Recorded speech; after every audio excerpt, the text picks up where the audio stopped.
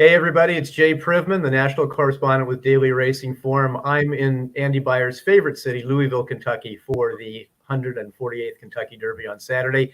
Andy Beyer joining me from his palatial estate in the suburbs of Washington, D.C. We will go through the 2022 Kentucky Derby. We'll tell you some things that we like about the race, how we think it might shape up, who our top selections are, and then we will take a number of questions that you have submitted via our social media channels. Before we get to that, though, a reminder that Daily Racing Form has you covered for the Kentucky Derby. You can get past performances, clocker reports, betting strategies, and more by going to shop.drf.com and bet with confidence. Andy, how are you? I'm good. I'm in the heart of Washington, D.C., not the suburbs, but it's good to be here with you, Jay. But I did not mischaracterize your abode as a palatial estate. Let's at least be admit that. Palatial, I guess, is okay. Andy, let's get down to brass tacks and talk about this Derby field. I think this is a really above average group of 3-year-olds for the Kentucky Derby on Saturday. What do you think of this field? I'm not sure. You may be right. You're probably right, but I'm not sure yet. I was looking today, and the average horse in this field has run 5 times in his career. I mean, this is a far cry from the era when, say, Carey back had run 20 times, and you knew just what he was. A lot of these horses, I'm not sure. A good case in point is Epicenter. I mean, I think this is quite a good horse. I think with Steve Asmussen training him, he's got a very good future. But you look closely, he's run 2 good figures in his life in his last 2 starts. And one race, he was like loose on the lead. Last time out in the Louisiana Derby, 2 horses dueled. He got a perfect trip, sitting 3rd on a good rail. Do I want to bet a horse like this as the favorite in a 20-horse field? He might be very good. I just don't know. And I feel kind of, conflicted about a lot of them in this race. Well, as you were alluding to, in this era, there's just so little to go on in terms of experience. I mean, you see a horse who's got 7 or 8 starts, and it's like, oh my God, this horse has had some campaign. Yeah. And in this race, we've got horses with 3 starts and even one with only 2 starts. In Taiba. Andy, Epicenter, since you brought him up and since I just referenced a horse like Taiba, they're 2 horses who should be on or near the lead at the worst. What do you think the pace is going to be in this race? I think people are going to be surprised by how fast it is. Pace has, and it's a key issue. I mean, pace has really determined lots of Kentucky Derbies. I mean, we could remember what I would characterize as the old days when the winning move in the Derby was, coming from 15 lengths behind and going 8 wide around the turn. We haven't seen a horse win like that since Orb in 2013. I mean, Speed has dominated recent races, and there's an obvious reason. It's the Derby point system. I mean, for much of the race's history, owners or trainers of real fast speedsters would put him in just to have that thrill of saying, gee, my horse is out front in the Kentucky Derby. And you'd have a groovy, going a half and 44 and change. And it would, really affect the whole shape of the race. Those horses don't run anymore. And, Speed has dominated the last few starts. I think this year is going to be a little less speed oriented, but we'll see. Yeah, Orb was the first year of the point system, and he did rally from well back in that race. But since then, you've had to be on the lead or just off of it in the more recent runnings of the Derby. Andy, I'm conflicted about the pace here because I think on paper, it looks like it's going to be a hot pace. You would think that Epicenter being drawn inside is going to have to be used early just to establish position. Summer is tomorrow. Right next to him is obviously a very fast horse. All of his races had been sprints prior to the UAE Derby. Classic Causeway is drawn wide. You'd think he would need to leave from there, and he usually breaks like a quarter horse out of the gate.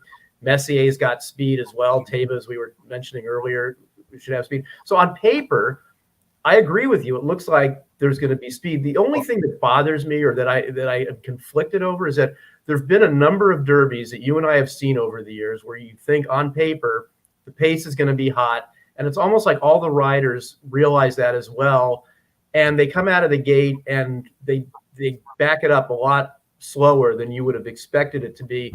You know, one race that played out like that to me was War Emblem when he won. On paper, that field looked like it had a lot of pace, and it ended up being he and Proud Citizen going 1-2 the whole way around. So maybe if we had in-race betting, like a quarter mile in, we'd have a better chance here. Yeah. If we were betting on who was going to have the early lead, I'd be stepping in on this. It's summer is tomorrow. Right. We'll be in front. And, you know, some of these jockeys may be sitting back, but I think M. Barcelona will be humping to be in front of the Kentucky Derby. All right. Well, we've talked about how we think this is perhaps a good group of 3-year-olds at the least, that we think the pace on paper at least, and hopefully will play out as being a hot pace. So knowing all that, Andy, take me through who you think some of the top contenders are by your way of looking at this field. Well, it's, as I said earlier, I mean, there are some obvious contenders, but ones that I wouldn't want to bet. I mean, I'm wary of, you know, I respect Epicenter. I think he should be the favorite, but I'm wary of him. I mean, I don't see Zandon as the favorite after winning, you know, one stakes race in his 4-race career. To me, a lot of these horses, both figure-wise and overall form-wise, look pretty even. And under the circumstances, you know, I'm gonna go for a price. Now, I know, given my history in the Kentucky Derby, the prospects of my picking like a $20 winner 2 years in a row are probably infinitesimal. But I'm nevertheless going with White Abarrio because I think he is on his good form. He's as good as anybody else, and he's the legit contender to me that has just gotten overlooked. I mean, his race in the Holy Bull was as good a prep as there was. I mean, it was a very tricky day at Gulfstream and hard to make a figure. I think our 97, you know, was a little low for him after the second and third place finishers both came back, you know, and won major prep races, and, you know, White Abarrio beat him. You know, I think the trainer factor, you know, you got so many big guns in this race: Pletcher, Brown, Asmussen. You know, the average bettor, you know, probably doesn't know who Saffie Joseph is. I'll tell you, the people who follow him in Gulfstream certainly do, and he can beat all the big guns. So I think he's as good as anybody else. He's going to be a good price. That's my opinion. So Saffie Joseph was the leading trainer at the most recently concluded Gulfstream Park meeting. The Gulfstream races, Andy, you mentioned that you thought the Holy Bull that he ran was as good as any others. Now, I ended up landing on Zandon. I just thought his bluegrass was remarkable. I didn't think there was much pace in the race. He got shuffled back, and I thought the turn of foot that he showed was terrific. And he's trained great here at Churchill Downs. Obviously, the price on him is not enticing whatsoever. The horse, though, that I give a big shot to coming out of those races in Florida is Simplification, who I thought ran a very good race in the Holy Bull. That was a compromised trip in terms of the way that race unfolded. And I thought he ran a sneaky good race behind White Abarrio in the Florida Derby, in a race where he was part of what seemed to be, to me, a fairly hot pace. And the last part of the race, he ended up on a rail that I don't think was the best place to be that day. I read your comment on that and went back and looked at the films, and I was not convinced. Okay. And I'm not convinced about Zandon either. Now that was a day. First of all, he was far back because he's a slow horse and he doesn't come out of the gate very well. But that day at Keeneland that he won, no speed horse won. I mean, I don't know if it was a bias or just coincidence, but if you could certainly theorize that the track was in his favor, and if he's fine. Will I be shocked if he wins? No, but I mean the idea of him with one stakes win in his career being the favorite in a 20-horse field, I don't see it. I thought that was a kind of a bizarre morning line. I mean, to be perfectly honest, it looks like it's going to be between Epicenter and Zandon for favoritism in this race. So we'll see. I can't imagine Zandon would be any worse than second choice if he doesn't end up going favored. You mentioned, Andy, that White Abarrio was your top choice. Who are some of the others that you are looking at for gimmicks? Well, kind of the obvious, but I mean, I guess Epicenter was my second choice, but to me, if liking a 10-to-1 shot, I'm not going to try to get too clever here. If I can break all precedent and pick 2 Derby winners in a row, I will be a happy camper. Well, so you did, in fact, pick Medina Spirit last year. I had picked that horse second. His trainer, Bob Baffert, is not here this year. Let's talk about the 2 horses that he had previously trained and your thoughts on them. Taiba, who won the Santa Anita Derby, and Messier, who finished second, both now trained by Tim Yakteen. What are your thoughts on those 2? Well, I have so many thoughts on Taiba that you might have to just you can pull the plug. When I get too tiresome on this subject. I thought it was terrible to run him in the Santa Anita Derby off of 1 start. I don't care if he won by 20 lengths. It was the wrong thing to do. And running him in the Kentucky Derby is doubly the wrong thing to do. And I think this is the best horse in the field. This is the freakiest horse of his generation. All right. Well, let me just interrupt you then. If he's the best horse in the field, isn't it? I mean, now I'm not going to play him because I think it's a tall order, and I thought the Santa Anita Derby was a tall order, and he came through. But if he's the best horse in the field, don't his connections owe him the right to see if he's good enough? No, they don't owe. What they owe the horse is to train him, judiciously, and give him every opportunity to show how good he is. In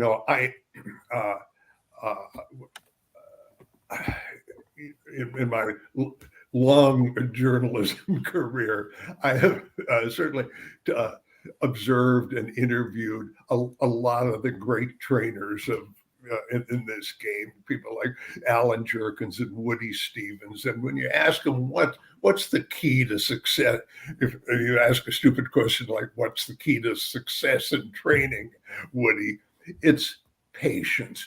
Don't ask a horse, to do more than he is ready to do at some stage of his career. And running this horse was the decision of Mr. Zidane, the owner. He's a billionaire, so he can call the shots.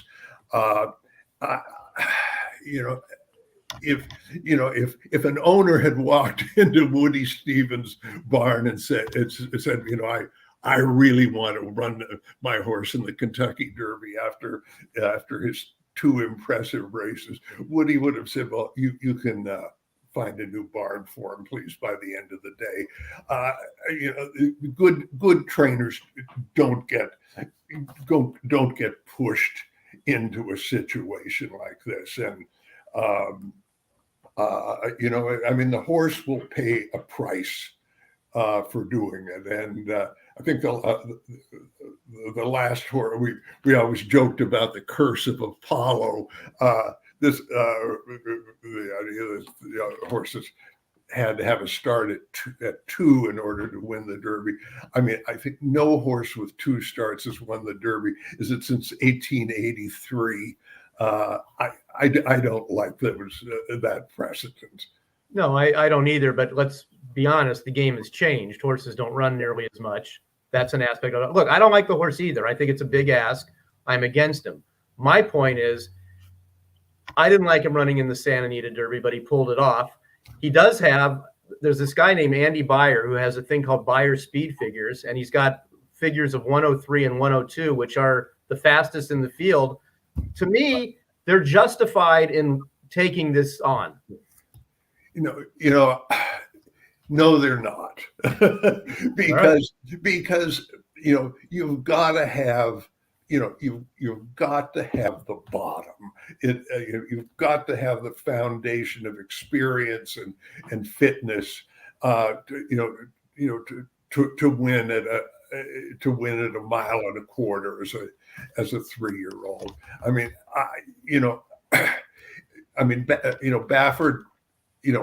Baffert pushed the envelope with Justifile, said he'd had only 3 career starts. We said it's the curse of Apollo. He wins the Triple Crown. They syndicate him for a lot of money. But what was the bottom line? This terrific horse had a career that lasted 3.5 months. And if you make 3.5 months on Taiba's career, I'm going under. All right, very well. So we're marking Andy down as, not only does he not like Taiba for this race, which I agree with him, I think it's too big an ask, but Andy doesn't even think that he should be running, and that is where we will agree to disagree. Okay. We've looked at who some of our top contenders are. Andy, in the racing form, my selections were Sandon first. As I mentioned, Simplification I thought had good value. I've got Epicenter third, and for fourth, I picked Cyberknife, who I think has really made a lot of progress. He was a very immature horse, so I think has come forward and is fulfilling the promise that his connections had thought all along that he had, and he's gotten over his mental immaturity. The other horse that I'm going to sprinkle into my gimmicks is Crown Pride. I came here thinking it was absolute folly to like this horse. I thought the UAE Derby was not an impressive field, but this horse is trained so well here, and the Japanese horses, as you know, have had such outsized success in international races. I give him a chance to be at worst part of the gimmicks. Do you have any thoughts on either?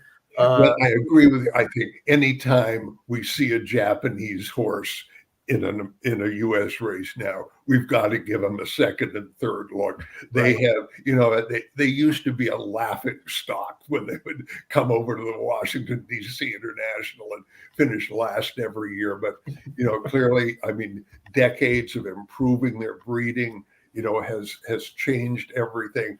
I just don't, in the UAE Derby, we always try to improvise, figures for the day in Dubai. I mean, Randy Moss works on this. We published them once and said, okay, we don't know enough, but to do it again. But Randy thought that the figure for that race was a 93.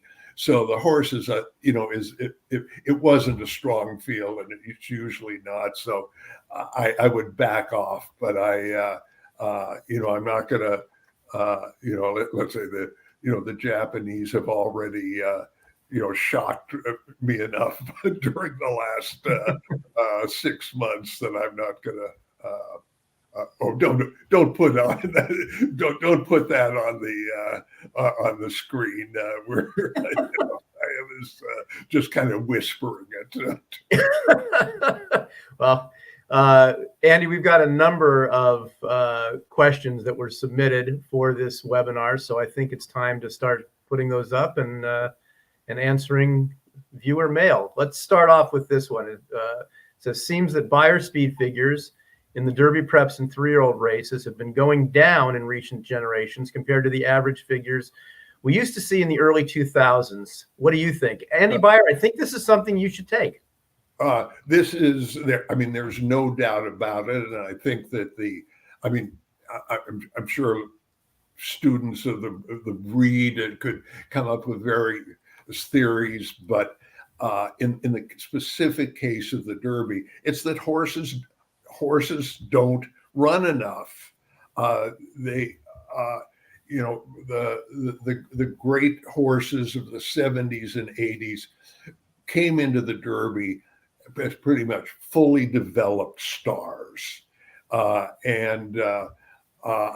knew Secretariat was great. We knew what Affirmed and Alydar and Spectacular Bit were. They were superstars. They were running great figures. You don't have, horses after 4 or 5 starts aren't ready to deliver a maximum effort. It's not that our figures are shrinking. I mean, you look at 3-year-olds who go through the year and develop and have plenty of races. Like Arrogate, it was a late blooming 3-year-old, ran a figure of 122. Steve Asmussen's horses blossom in the late in the year. It's not it's not an aberration of the figures. It's the way the horses are campaigned. Right. Okay, very well. All right. Let's move on to the next question from our viewers. It says, is post position really a factor in the Derby when you have a quarter mile to overcome the start? Andy, I'll take this first, and I want to get your thoughts on this. To me, it's an impossible question to answer because first off, there's now one single starting gate. So that has, I think, helped horses who were drawn towards the inside. When there were 2 gates before, the width of the 14-horse gate plus the 6-horse auxiliary gate required the first couple stalls of the 14-horse gate to almost be positioned to where the inside runners were going to run into the rail 100 yards into the race. Now they can go straight and not have to worry about that. But there's so many other factors to what would be considered a good post and what wouldn't be, a lot of which is who's next to you. And if there's a goofy horse next to you who veers in, you could seemingly have a quote unquote good post that becomes a bad one through no fault of your own. So I think post position is fairly overrated. I want to get your thoughts on that, Andy, in general, but also specifically, I think a lot of people thought that Epicenter drawing 3 was detrimental to his chances. And I think it removes all decision making. You just got to go and establish a position rather than kind of fool around with a wider draw. So what do you think on those 2 fronts? Yeah, I don't share the mass hysteria in racing about worrying about being on the inside. That's why they paid jockeys. Steer the horse. Don't run into somebody else. But the Derby, it's just unpredictable. I mean, there are so many things that are knowable that we can study and watch films and look at figures.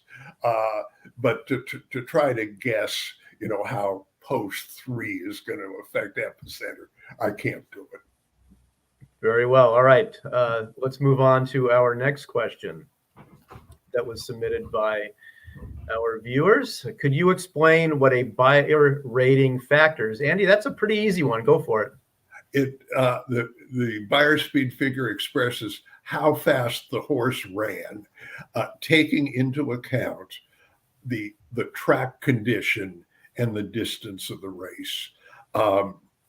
We don't have a whole basket of factors that attempts to tell you everything about a horse's capabilities, but racing surfaces can change from day to day and sometimes from race to race, and we can gauge analytically just how fast a track is and say, today at such and such a track was 2/5 of a second faster than yesterday. That's the key part of our calculations. And the other thing, Andy, I just want to point out is that it enables you to quantify and put a number on races that are run at different tracks on different days, not just races that are run at the same track on different days. Correct. And we're, we have, in this computer age, we have kind of, various reports that lets us, look at the relationships of, one track to another. I'm really, I'm confident almost all the time in saying that, our figures at Churchill Downs mean exactly the same thing as the figures at Assiniboia Downs. Well, we'll keep that in mind when the Winnipeg Derby is run. Let's move on to our next viewer mail. Epicenter has a 102 Beyer, while Taiba and Messier have 103s, Zandon a 98. So for Zandon to win, doesn't he need to improve his Beyer, while the other three would have to stay the same or get worse? You want to take that? Yeah, but these are not machines. Right. So much can happen in a race. There's so many types of dynamics in a horse race that can affect how fast a horse runs. And we said previously that Epicenter in his last two races had kind of perfect setups. One, he's got a loose lead, and the other, he's sitting on the rail right in the catbird seat behind two horses who are dueling. You're supposed to run your best figure when you get that kind of a situation. So you've got to apply some judgment to the numbers and say, not just what figure did he run, but how did the horse earn this number? And the other thing, Andy, if you don't mind my adding, is that you're also, especially for the Derby with lightly raced horses like this, you're also trying to sort of extrapolate what are they going to do going forward. So to your point about Epicenter, was that you believe that 102 was earned under optimum conditions. So I'm sure your question is, well, will he run any better than that in this race? He might, but you don't know. It depends if he likes post position 3. Right, exactly. But for Zandon, we don't know how much more could he potentially run 5 points faster in this race than he did last time. Sure. Horses. He only had 4 starts. It's not. There's no reason he couldn't run. They're lightly raced, and then the horses naturally improve with age. Our rule of thumb is that for 2- and 3-year-olds will advance by 1 point a month, just from maturity. So they're not machines. This we sort of addressed a few minutes ago, but if you want to elaborate on it more, will the 3 posts negatively affect Epicenter specifically? Like I was saying, I think it just removes all options, but not in a bad way. You might as well just go and try and establish position early and perhaps try and get into that same sort of pocket trip that you had in the Louisiana Derby. Do you think it impacts his chances though, Andy? No. Right. A simple no. Moving on. Many experts are saying Zandon will most likely be sitting somewhere in the first quarter around 17th or even further back. I don't see that if he breaks clean. What do you think? I don't think he'll be that far back. I also think, Andy, that if he's that far back, he's not winning. if he's that far back. Now, I don't think he's going to be 7th, but I don't think he's going to be 17th. What do you think? I think he's not a quick horse. I think he's Right. going to be far back, and that horse from the Middle East could be out there winging a half and 45. So I can't, trying to predict exactly how a horse is going to maneuver through the field under with a field of 20. I mean, it's a fruitless endeavor, I think. Well, and a lot of it also is going to depend, like you were just alluding to with Summer is Tomorrow, how fast they go early. I mean, if they go fast, if he does go 45 or something like that, you don't want to be close to something like that, right? For sure. I mean, and that's why we, when you had those hot paces in the past, that's why you saw those looping 8 wide moves, winning the race. All right, let's move on to our next question from our viewers. Oh, here's one Andy's going to want. Is White Abarrio ready for a peak performance? It's the 3rd start of his form cycle, and he's had great work since the Florida Derby.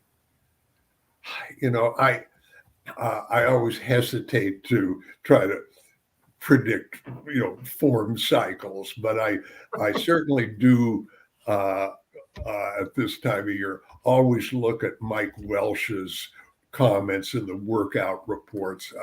I think that if I make Mike a deserved plug, I mean he does a tremendous job. I find just it's inconceivable how he can process so much information, but he has been so spot on when when in looking at horses who are making a step forward or stepping backward. That's what would guide me in making a judgment like that, not looking at a pattern of numbers on the page and say, well, he's moving forward. And Mike's workout report will be available at shop.drf.com, as we were telling you at the top of this webinar, among many other things that you can find there, including the past performances for the weekend. Let's move on to our next question from our viewers. Who will the pace in the Derby benefit? Well, if Andy and I are right that the pace is going to be fast, it should benefit horses coming from behind. Zandon for me, White Abarrio for Andy. Let's talk about some others, Andy. I want to ask you about a couple other horses who, like Mo Donegal, for instance. What do you think his chances are vis-a-vis what the pace will be? Well, let me say this about Mo Donegal. I don't really believe in him. I mean, he gets a good figure in the Wood Memorial. I looked at some competitive speed figures, and they have him with a big number. Boy, I just don't trust it. My colleague and business partner Mark Hopkins makes the figures in New York, and he said this in terms of fig making was the toughest day of the year at Aqueduct. And when you look at what the way the top horses had run previously, the top 5 finishers in that race all ran career best figures. And when I see that, I am highly suspicious that there was some kind of aberration. We had to, kind of had to take, the time at face value. But, looking at the whole scenario, I don't believe in Mo Donegal.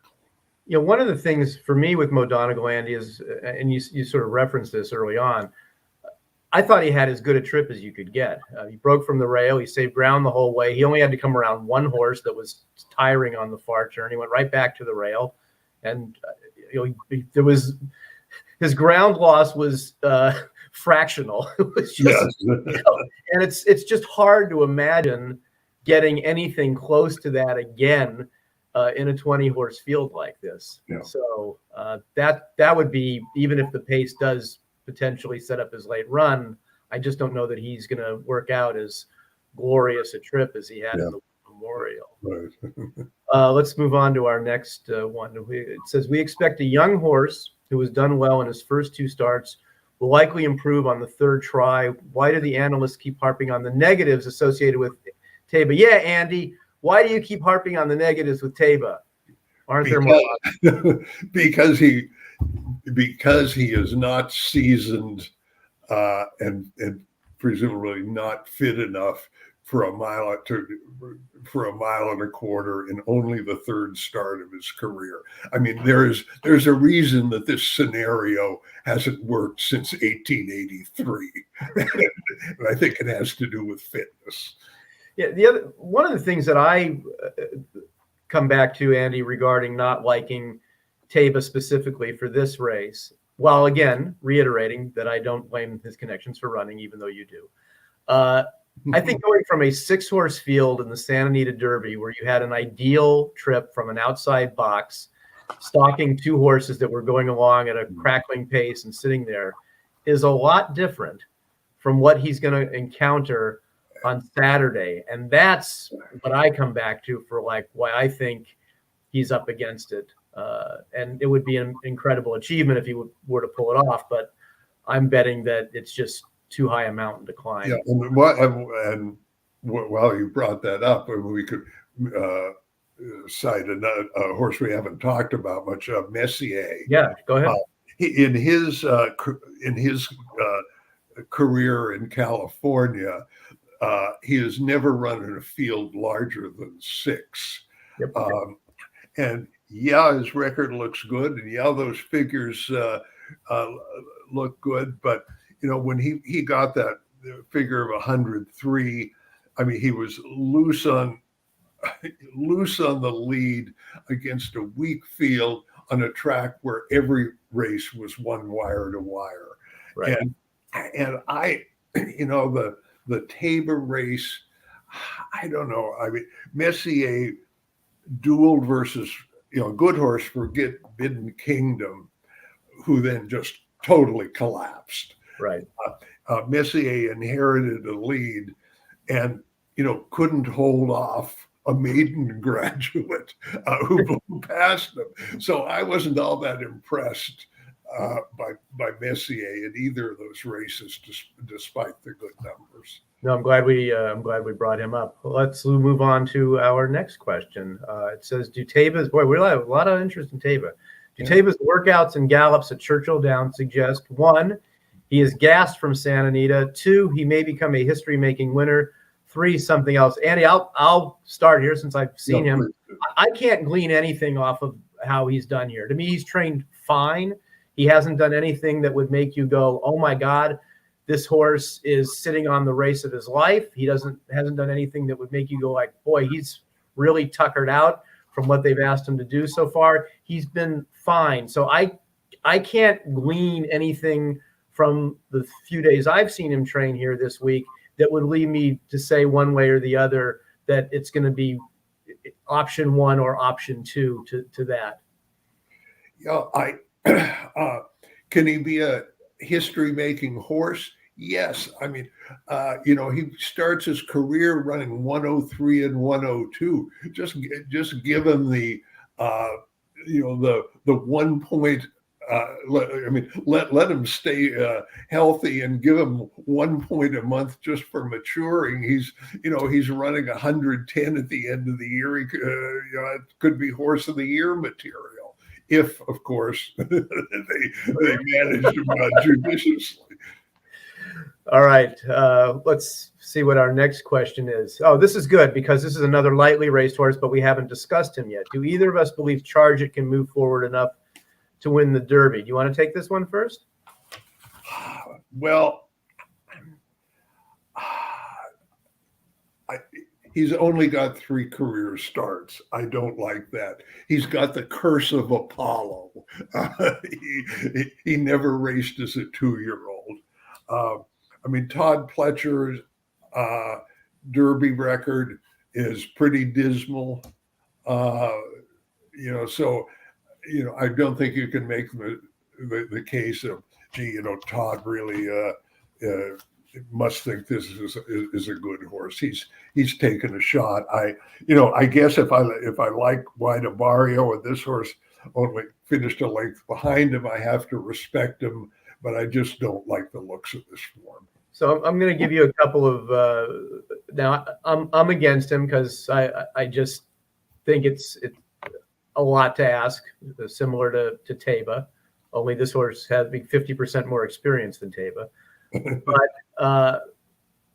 I do know, Andy, that there's been no pressure put on Pletcher by the owners to run here, that he wanted to see how the horse came out of the Florida Derby and see if he trained well, and he has, and that's why he's in here. The one thing that will cause me to perhaps sprinkle in a little charge it on some of my gimmicks is that he's never run on an off track, but when he trained on it yesterday, Tuesday morning, he looked like he absolutely loved it. And there's a chance the track's going to be off on Saturday. And that would, for me, with this specific horse, cause me to look at him as having a better chance than on a dry track against the same horses, just off what I saw from personal observation during training hours on Tuesday. So that's the only sort of little nugget I could maybe give you as to why maybe he'll move forward enough. Well, if he wins in the slop, I'll be saying all hail Privman. What horse moves up or which horse moves down based on weather? Well, there was one example, Andy. There's a few horses that have won on off tracks, but most of them haven't. Did you give any contemplation to who potentially would like an off track? No, if I wake up on Saturday and it's a sloppy track, I'll be doing what everybody else is doing. Go through, well, who's good in the slop? Horses like Zandon have won on an off track, as has Epicenter. So both those horses at least have won with a little bit of moisture in the track. But most of this field has not run on an off track, and it'd be a complete guess, really. But like I said, based on what I saw during training on Tuesday, I think Charge It has the potential to move forward if the track is off. So just keep that in mind if that does take place. So next question, Andy says, do you find it misleading that the Derby morning line odds are mathematically impossible to occur, thereby creating the appearance of more overlays than are possible on Derby day, with the point value adding up to 138? I would say yes. The morning line should add up to about 125, and this didn't. And I don't think that that's doing a service to gamblers. Yeah, I mean, I didn't think I didn't think either the Oaks or the Derby line was that good. We just, the long price on Taiba actually did surprise me. I mean, we've had so many questions in this hour about Taiba. The public is certainly paying attention to this horse. Right. And he's 12-1 morning line. Go ahead. No, go ahead. I just wanted to interject what his line was. Yeah. And, I would certainly make a friendly wager with a line maker that Epicenter is the favorite in the Derby. We will see about that. Marty McGee of Daily Racing Form, who made the line, has had Zandon as the favorite since the Bluegrass and stuck with that. We'll see if he and Churchill Downs' Mike Battaglia are correct on Zandon, or if new morning line maker Andy Beyer is correct regarding Epicenter. Andy, the next question says, do you approach wagering on big days like the Kentucky Derby differently, given the expected influx of casual handle, or the massive bets like someone Mattress Mack is expected to make on the favorite? I approach the day like the Derby with a lot of enthusiasm and a lot of study, just because it's the Derby. I mean, everybody wants to be right in this race. The cards are great. I mean, And the idea that you're going to get lots of stupid people betting and inexperienced value. I don't see that. Of course, now if Taiba goes off at 2-1 or something, I might revise that statement.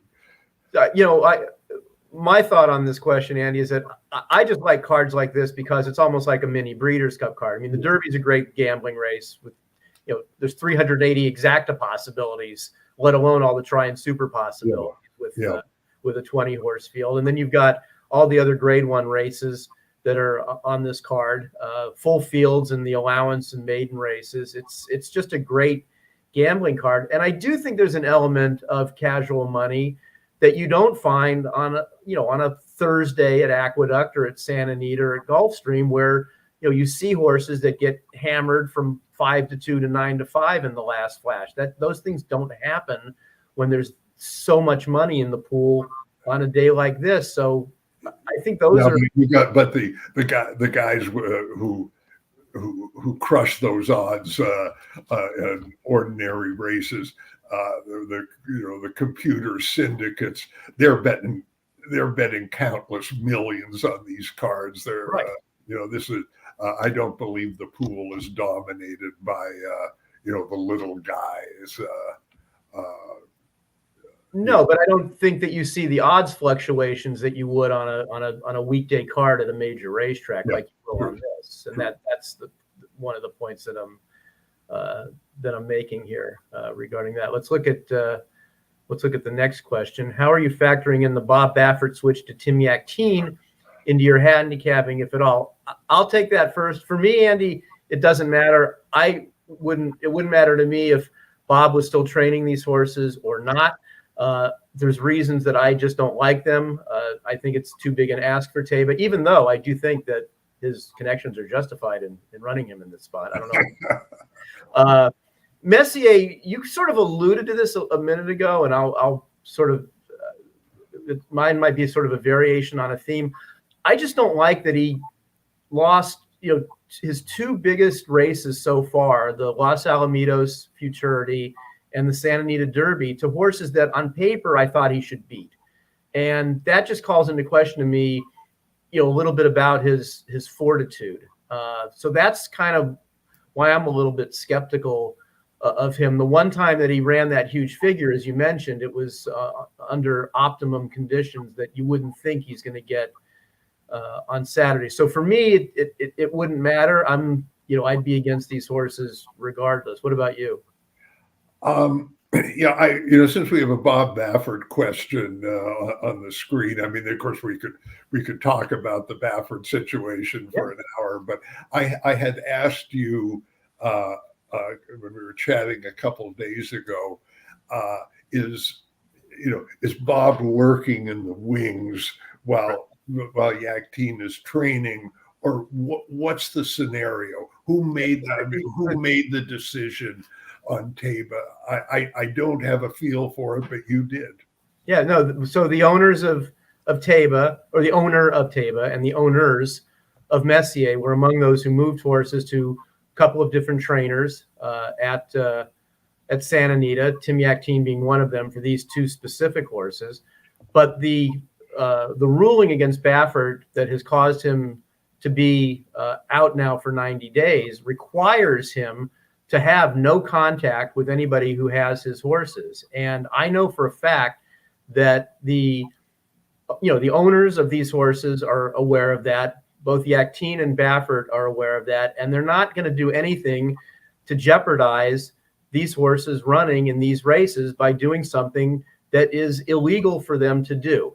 So I know there's sort of uninformed notions out there that he's lurking in the wings and a great puppeteer here, but that's not what is happening. He has to stand down until his suspension ends on July 2nd, and it began prior to the Santa Anita Derby. So that's the way the situation is as of now, and why it will have to be that way until the suspension is over.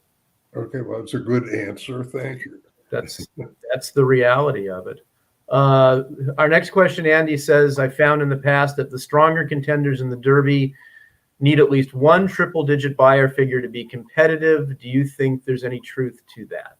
Well, you want horses who can run fast relative to the others, and I mean, I don't, as we said earlier, that the kind of the look of figures in the Derby has really changed over the years. I mean, in the